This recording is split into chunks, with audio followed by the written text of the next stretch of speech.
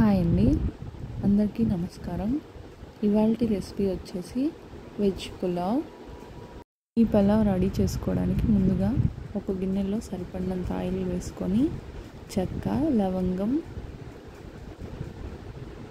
బిర్యానీ ఆకు వేసుకొని వేయించుకోవాలి.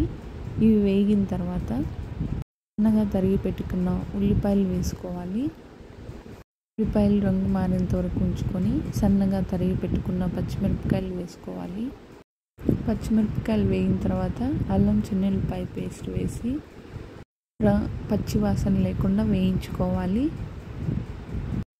పచ్చివాసన లేకుండా వేయించుకున్న తర్వాత కాస్త జీడిపప్పు వేసి వేయించుకోవాలి. నేను ముందుగానే జీడిపప్పు ఎందుకు వేయలేదంటే మాడిపోయిద్దని. తర్వాత పచ్చి బఠానీ వేసి వేయించుకోవాలి.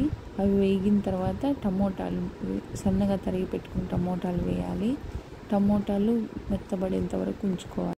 మగ్గించుకున్న తర్వాత మసాలా వేసుకోవాలి. మసాలా వేసుకున్న తర్వాత ముందుగా నానబెట్టుకున్న రైస్కి కొలతగా ఒక గ్లాసు బియ్యానికి 1.5 గ్లాస్ వాటర్ అయితే సరిపోతుంది. అది బాస్మతి రైస్కి అయితేనే సరిపోతుంది.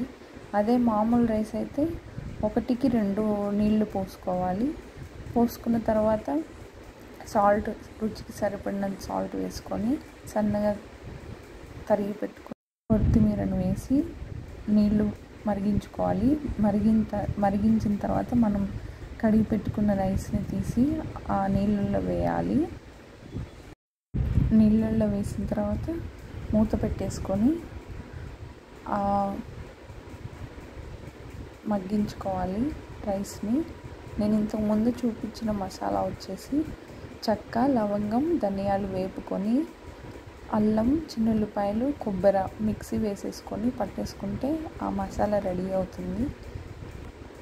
ఆ మసాలా ప్రతి దాంట్లో వాడుకోవచ్చు. చికెన్ కర్రీ కానీ, బంగాళదుంప కూర కానీ, ఏ కూరలోకైనా వాడుకోవచ్చు, ఏ ఫ్రైలలోకైనా వాడుకోవచ్చు. ఈ పులావ్ని దేంతో అయినా తినొచ్చు. Thank you for watching.